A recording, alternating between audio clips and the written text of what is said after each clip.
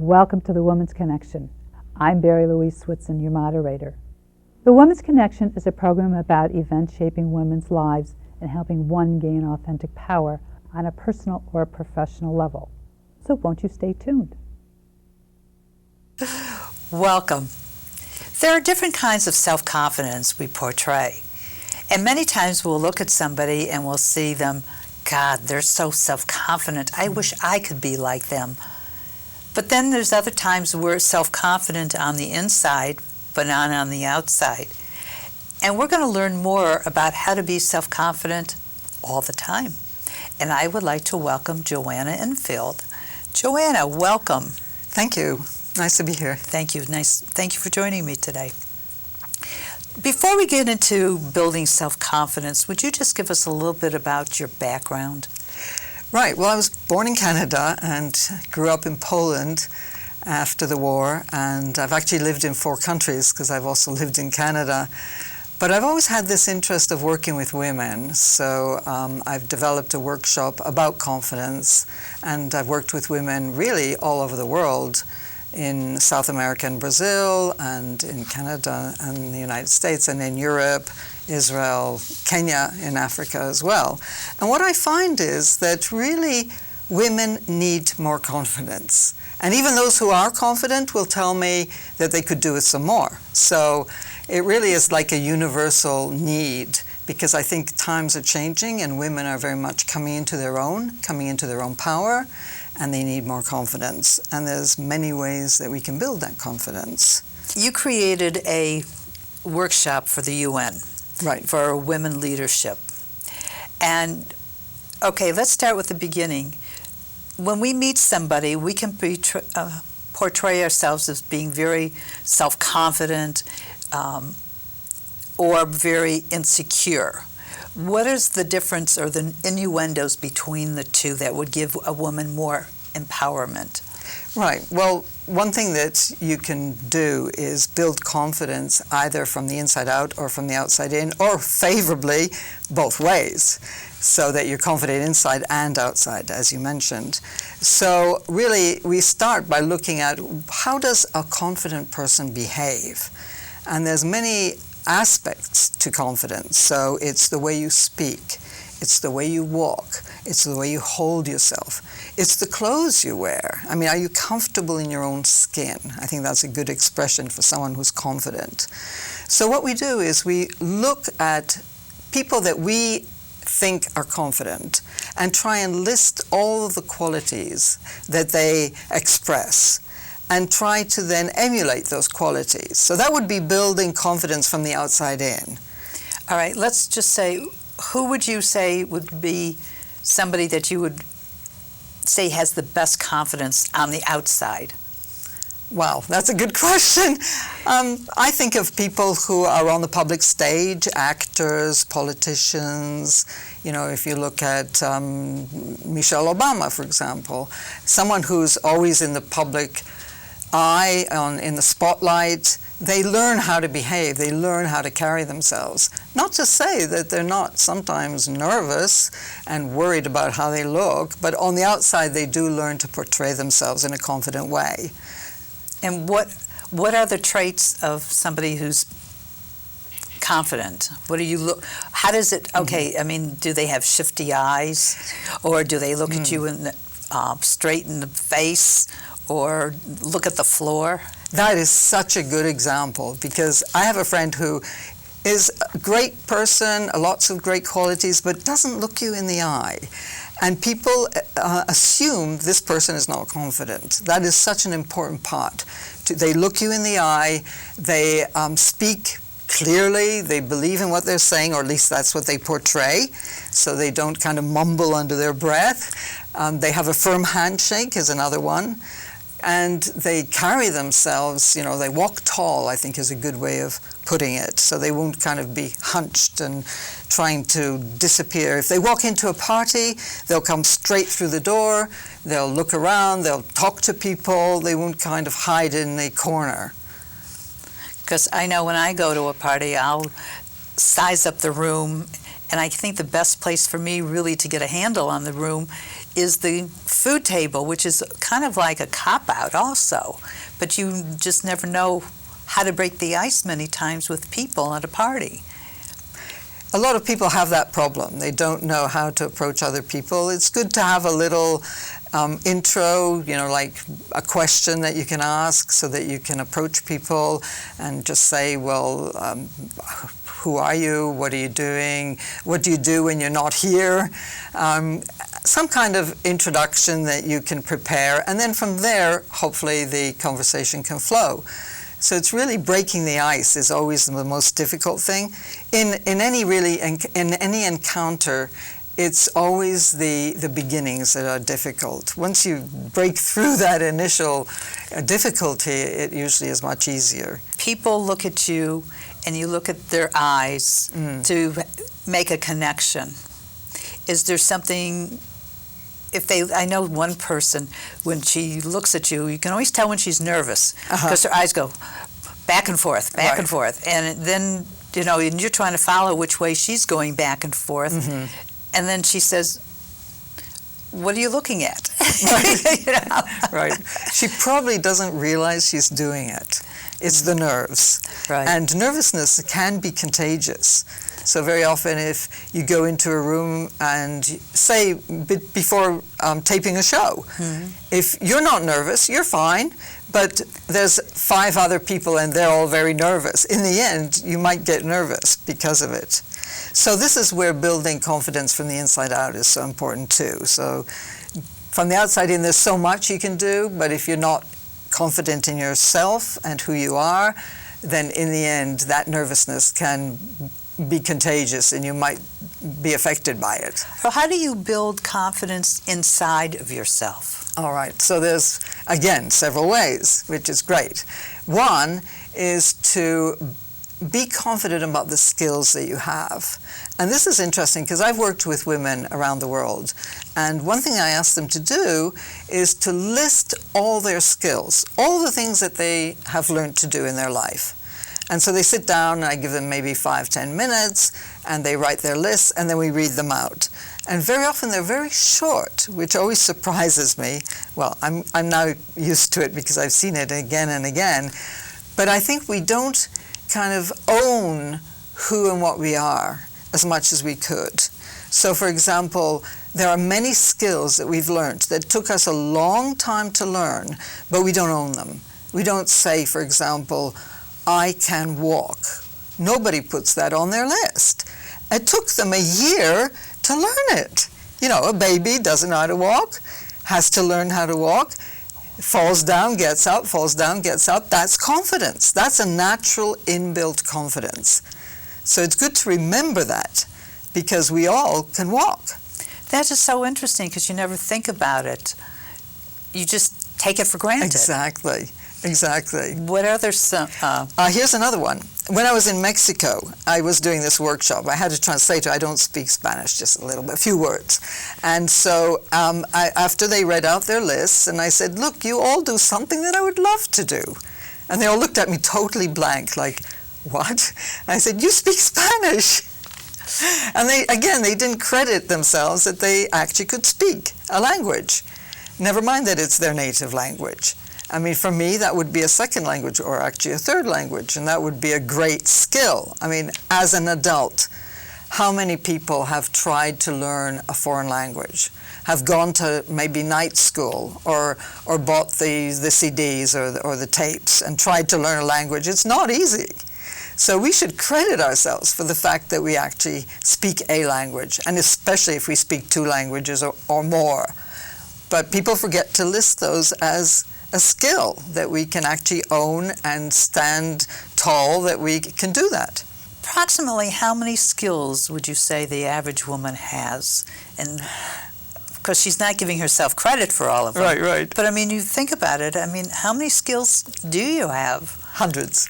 Hundreds. Absolutely hundreds. Because you might say, I can use a computer, and that's it. But even within that skill, there's many skills because there's typing, there's using the applications, using the mouse, using different aspects of the computer, using, say, Excel or Word or whatever application you can use. And there's things like you can do baking, cooking. You know, people don't write down, I can boil an egg. Even if they can't do much cooking, there's certain basics that they've had to learn and they can do. What about tying your shoelaces? You know, little things, tiny things that we learn. I mean, there's been, over the years, we learn all the time. That is so amazing. You know, I just had a flashback to my father teaching me how to tie my shoelaces. Yes. When I was a little kid. It was difficult, wasn't it? It certainly was. I remember it too. But you don't think of it today. You just automatically do it. You do it. Yeah. There was a lovely scene, I think, in the movie Regarding Henry, I think, with Harrison Ford, where he loses his memory. I don't remember. He loses his memory. He's a doctor, and he loses memory on an accident or something. And then it shows how he slowly regains his memory. And he has to learn everything. And his maybe 10-year-old daughter shows him how to tie his shoelaces. You know, here's the rabbit ear, there's the other rabbit ear, and she ties them together. And he goes, he's so amazed. He goes, how do you do that? Because she does it so quickly. You know, because first we do it so slowly, and then finally we learn to do it. Now we don't have to think about it, like you say. It's automatic. Well, what about knitting or crocheting or whatever other skills? Maybe it's embroidery. I mean, these are all skills somebody had to show you, and first it's so slow, we don't know what we're doing, and then now we can do it really, really fast and easy and no problem. What about driving a car? Remember that? Going to lessons, driving a car? It took a long time, and how nervous we were when we first went out there on the road alone. I mean, that was a big event, wasn't it? Gosh, that's a long time ago. But, you know, you're talking about so many things we take for granted that we do. Yeah. Because, you know, when you go for career counseling or changing careers and what do you like to do, they all say, list what you can do. So now you're talking about basically thousands of things that one can do that you never think about. Exactly. But how do you boil it all down to help you get another career or figure out what you want to do with life? Well, I think to find another career is the main thing is, what do you love to do? Okay. That is the real key to finding what you really want to do, how you want to change a career. But just going back to skills, I mean, there's so many more, like painting and playing games. How many games can you play? Sports games. We had to learn the rules. If you're playing basketball or volleyball or any ball, you have to learn the rules. Or plaiting hair. I mean, there's so many. So what in our workshops, what we do to build confidence in the fact that we can do so many things, and we women, we really, I think, generally are very, very versatile. We actually list those qualities, and we give out certificates with all the qualities that we can think of, or at least a large number of them. And then there's applause. It's almost like a graduation. So here's your certificate. It's got dance. What about dancing? That's a good one too. I mean, we had to learn to dance. I don't know about you, but probably you did go to some kind of dance school. Absolutely. Or ballet classes, and that you had to learn the steps to the waltz or the foxtrot or the tango. It was very complicated to begin with, and probably now it's no problem. You can go out dancing anytime. So after you pull all these skills together, I guess it does lift your confidence level. Hey, I'm a great person. I can do all these things. Exactly. And then when you go out into the world, you have a better feeling of yourself, your inner strength. Absolutely. And what we do is we've reflected back to each other. So rather than me saying, I can dance, I can write, I can read, I can do arithmetic, I can pay my taxes, very important too, somebody else does it for you and says, oh, this is a very skilled person. She can read, she can write, she can dance, she can drive a car, she can work on a computer. And you just feel like the confidence is growing as somebody says that to you. So the thing is to own your skills.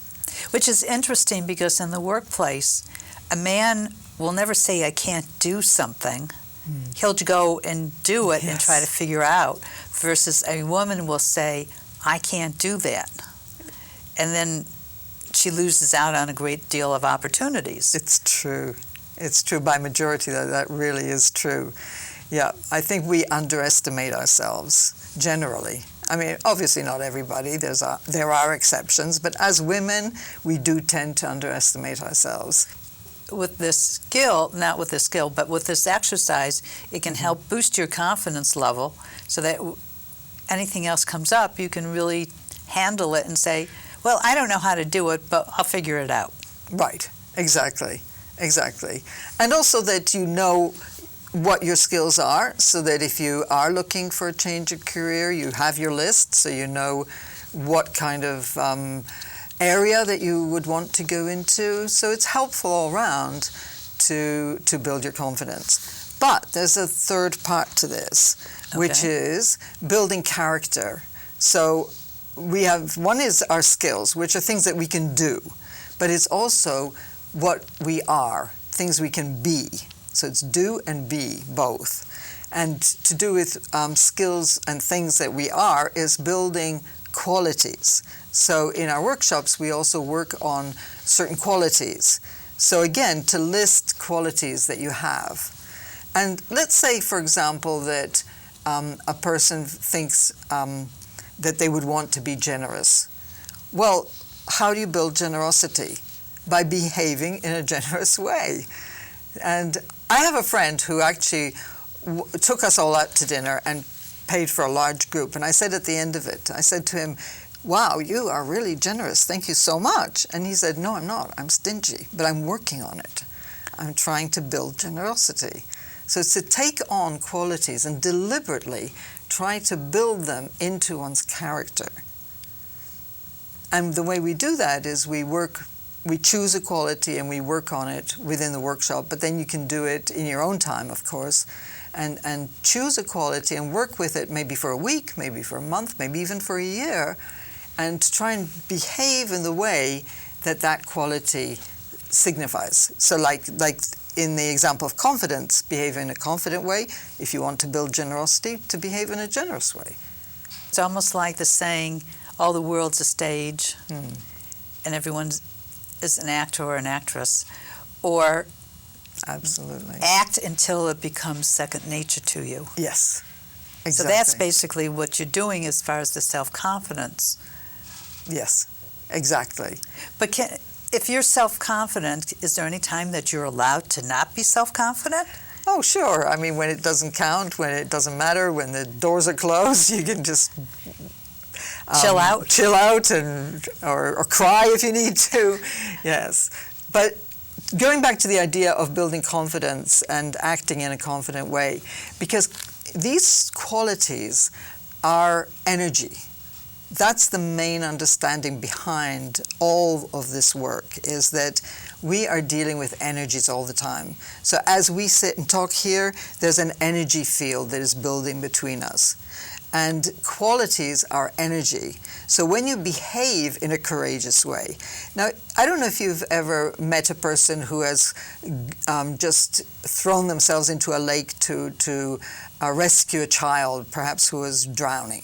No, thank goodness. Yeah, thank goodness you haven't. But what they do say, and I have met such a person, is anyone would have done that. I'm not a courageous person. Because at the moment, they don't even think about it. There's the child, they know how to swim, they just go into the lake and pull the child out. So, but everybody around them will say, oh, you're such a courageous person, because they behaved in a courageous way. So courage is like an energy. So if you behave in a courage way, and then everybody around you sees that, they will reflect back to you that energy. And they say, oh my God, she's so courageous, or she's so confident, or she's so generous, because you've been behaving in that way. And so you build that energy, and you get it from everybody else. Does this energy stay with you, or does it dissipate? It can dissipate if there's a one-off. You know, you do one little act of courage and then you don't for years, yes, it will dissipate. So you have to keep building it, it's true. But there comes a point where it's so part of your character and your programming that it becomes part of you. And you cannot not be like that. I'll give one example from my own life. I decided I would always be punctual. And now I cannot not be punctual. I'm always early. It's almost like a curse now. I cannot be late because I just always allow myself extra time. Over years, I've done that. I don't think that's a bad trait, being early. I think it's, well, in sales, they tell you to be at least 15 minutes Right. early for your appointment. No, I was joking when I said it's a curse, but sometimes it's a bit embarrassing because I come early and, somebody is not ready for me yet. Like today I walk into here and there's nobody here yet. But that's just the way it is. It pays off. It's much better to be early than late because then I'm prepared for whatever it is. Right. You wrote a book called The Empowering Woman. It's a training course that you Yes. give. Okay. And in it, you had an exercise where you take a word Yes. and you kind of map out this word. Right.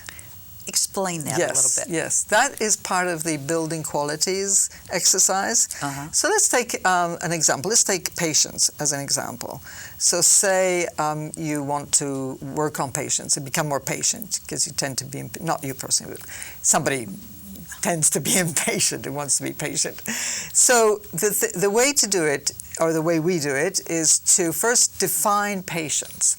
What does it mean to you? And it's not looking it up in a dictionary, it's more what it means to you, what it means to the person. And there's no right or wrong in this. So, because one person might understand patience to be something different than another person. So I might say, okay, patience is to be able to wait till something is ready without getting impatient or irritated, for example. So we decide what we think patience is. Then we take the word, and then we create the word map. And the word map is created by putting the word in the middle of a page. So you write patience, and then try to find 5 words that are associated with patience, that you see are related to it. So I might put down waiting. I might put down tolerant. I might put down season, things in the right season. And so I have 5 words, and then out of those 5 words, I find another 2. So out of each of those 5, I now have another 2. So for example, I had waiting, so I might say pausing is another word to do with waiting. And so it kind of spreads out from patience. I've got this whole list of words. And by the end of it, I then might say, okay, now I have a better understanding of patience because I've looked at things that are related to patience. And so I write another definition, this time trying to incorporate some of those words. So, for example, it might deepen my understanding of patience. So instead of just saying patience is the ability to wait successfully, I might say patience is the ability to wait and be tolerant while I wait. It just deepens it a little bit by bringing in other words and other ways of thinking. It also builds synapses in the brain. So rather than thinking of a quality as one thing, we start thinking of it as having many levels and many aspects, because qualities are multidimensional. There's in the book I write about how qualities can be looked at from many perspectives, and different people understand different things about different qualities. It's basically a way to express yourself better and better communication when you do this word map, as I would call it. Yes, and tap into the other dimensions of those qualities. And this is like a prelude to building that quality in oneself and trying to develop one's character. Because the more you understand about the quality, the easier it will be then to build it in oneself, to try and bring more of that energy into oneself. In the closing moments of the show, Joanna, what would you like to leave the audience with? I'd like to share a saying that I have, and it's especially addressed to women, and it says, "Today you are the youngest you will ever be. Today you are the wisest you have ever been. Therefore your time is now." Wow, that's pretty awesome. Joanna, thank you so much for joining us today. It's been wonderful learning how to build self-confidence and what you can do to enhance. I never knew I had so many talents. Exactly.